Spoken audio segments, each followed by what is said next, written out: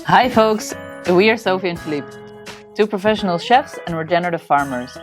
Currently, we're setting up our second regenerative farm in central Portugal, where we grow food for our local community and share our knowledge both on the land and in the kitchen. On this channel, we take you along on the farm's development and we show you how we grow, cook and preserve nutrient-dense, regeneratively grown, delicious food. In a time where the food we're eating is literally killing us, the most powerful and impactful action one could take is to consume nutrient-dense, regeneratively grown, clean food. Let's grow it, let's cook it, let's do it. Hi folks, welcome back to another episode of The Farming Chefs, or if this is your first time, then just welcome to our channel. In today's episode, we'll be sharing amazing news with you because there's been a really big development on the farm and I'm going to walk you through the whole process. But of course, I do have some explaining to do, and that is, why is there no farm update this week? Because our series hasn't actually ended. And here come the pretzels.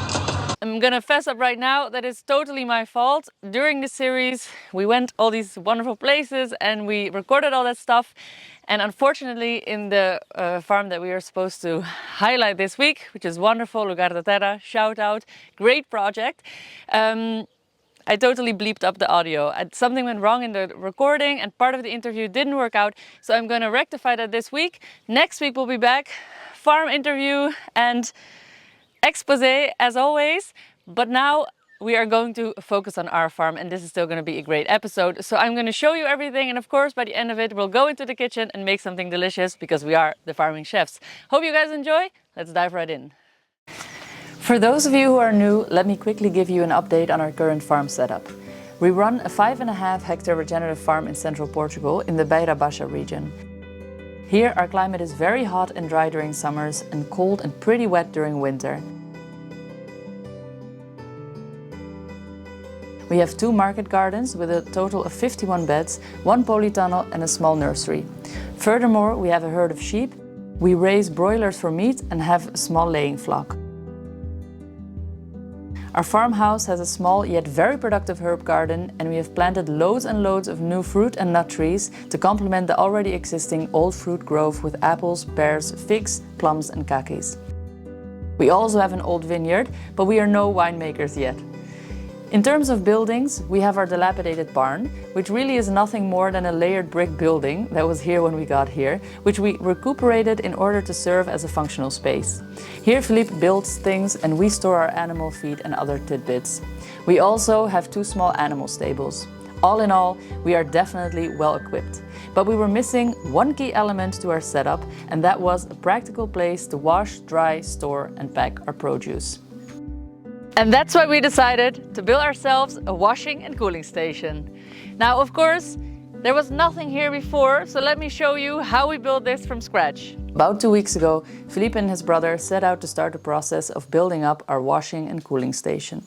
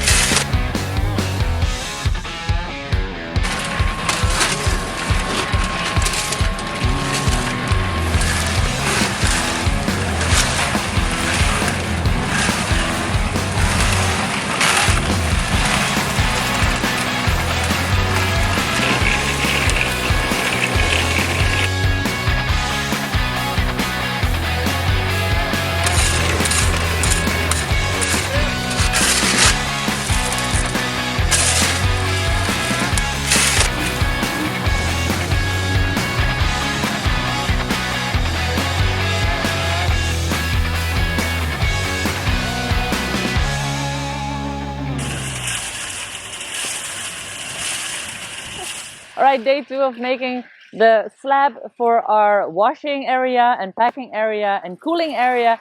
It's very exciting. The boys are broken. Filipe told me this morning that he can't feel his legs, so it's been really hard work, but they've been doing a great job. Let's go check it out. Day 2 was definitely one where there was a lot less talking and a lot more silent working. The manual labor involved when making and pouring concrete is no joke. I have great admiration for construction workers, as this is a serious test on the body. In order to make sure there was a little inclination so water would not accumulate on the slab, Filipe and Renato placed these little towers to the height at which they wanted the cement to go.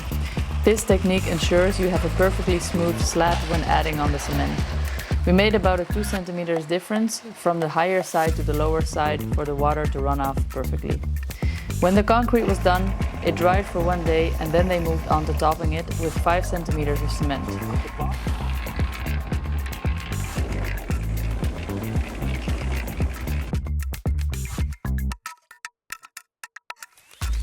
They worked without stop and finished the slab in 1 day. The total process took up 4 days.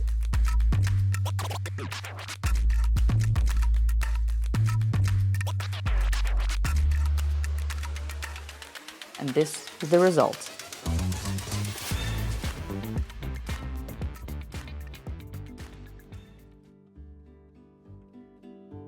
We then eagerly had to await the arrival of the container.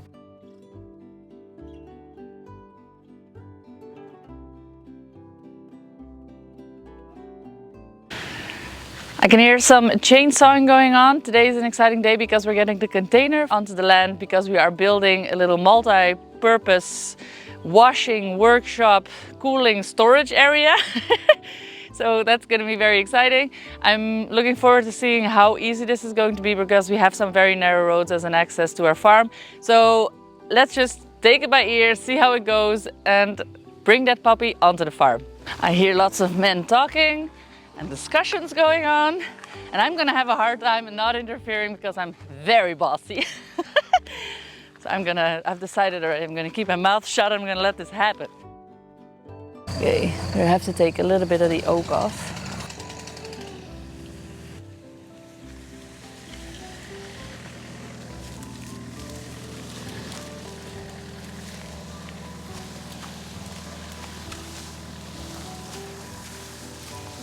Meerdere soorten dingen die niet naar binnen kunnen anders, snap je? Kijk, en hij is nog steeds een hele grote kruin. Laten we maar gewoon denken dat het niet zo erg is. Maar het is wel erg. Knotteam!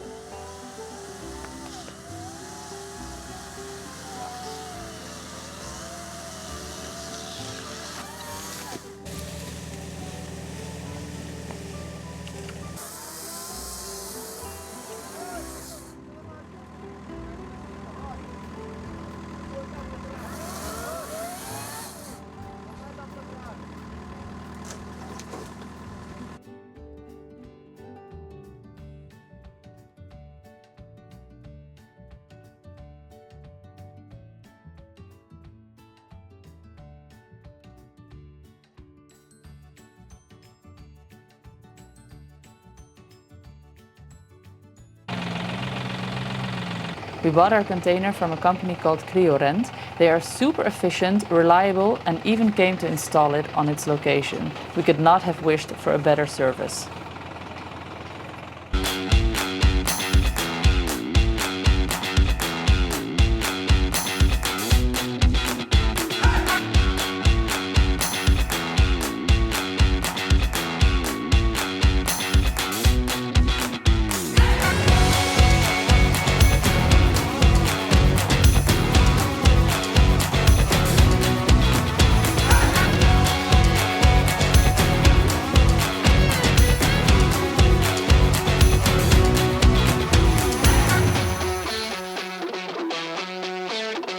It's standing. It was an amazing job, very nerve-wracking, but it got on here in one piece. It's looking good, nothing got damaged, and I'm very impressed by how it was done. Let's have a look inside.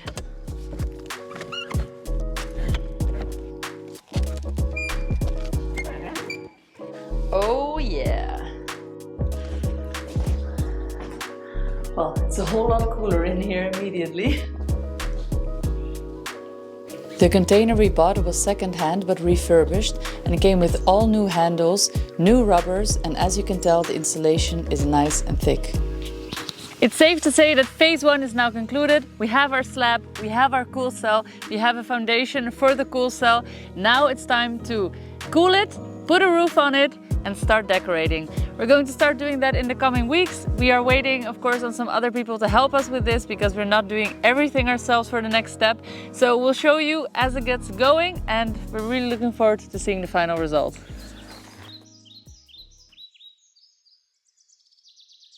Later that week, we got up very early to slaughter our first batch of chickens. After this batch, we have another 3 batches to go before summer really hits and the grass is dried out. During high summer, we don't have broilers on the farm. When that was done, they ended up in the freezer. Got a knife? Let's go to the garden. We just finished doing the chicken slaughter, we did a little batch slaughter. That means we have loads of fresh organs.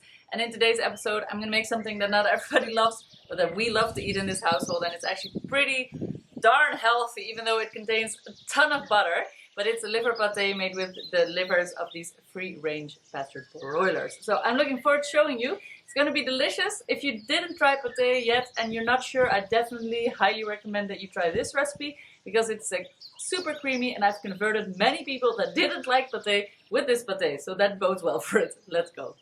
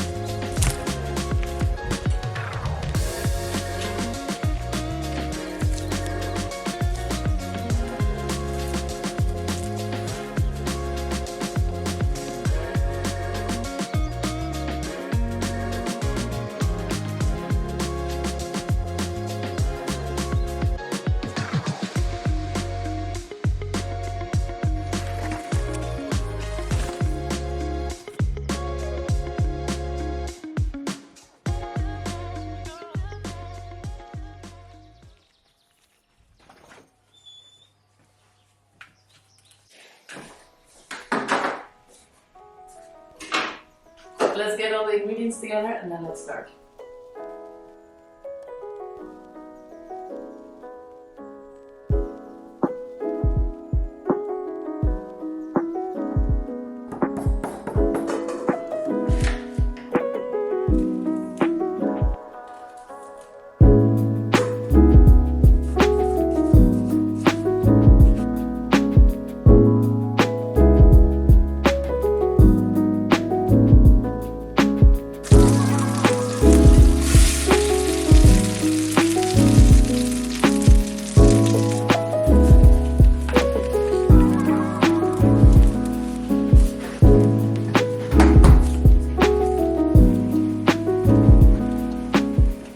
Alright, well that's super simple. You just whack everything except the livers into a pan on a very low heat. You let those onions braise softly until they're very sweet and very soft. And then we're going to pop in the livers for just about a minute or 2 until they're not all the way cooked through, otherwise you get a grey pate and we want sort of a pinkish pate. Voila! It's as simple as that.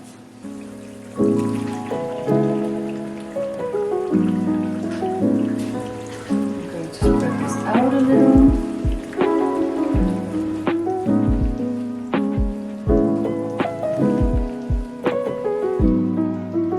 See, this is all the way cooked through, but not hard on the inside yet. So this is ready for blitzing. You ready for this ASMR?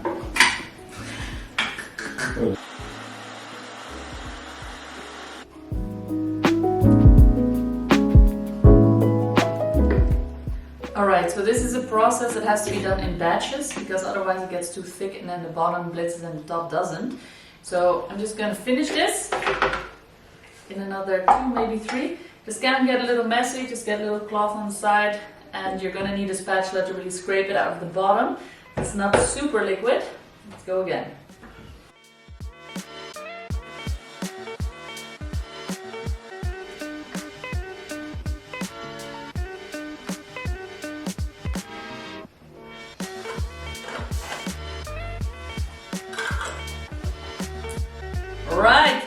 big jars of this beautiful pâté. I like putting them in glass jars because this way we can just have them out on the breakfast table and you can go back in. I'm gonna make a little dish with it and we'll feed it to Filipe and see what he says.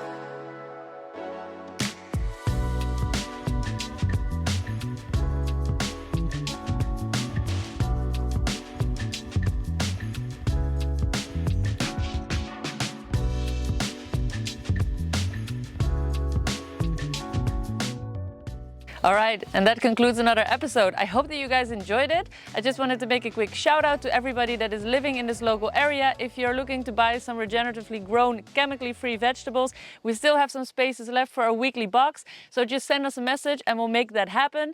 If you're looking from far away, I highly recommend you sign up to our newsletter. There's lots of good stuff coming there. Hope you guys enjoyed. See you on the next one. The Farming Chefs. Peace out.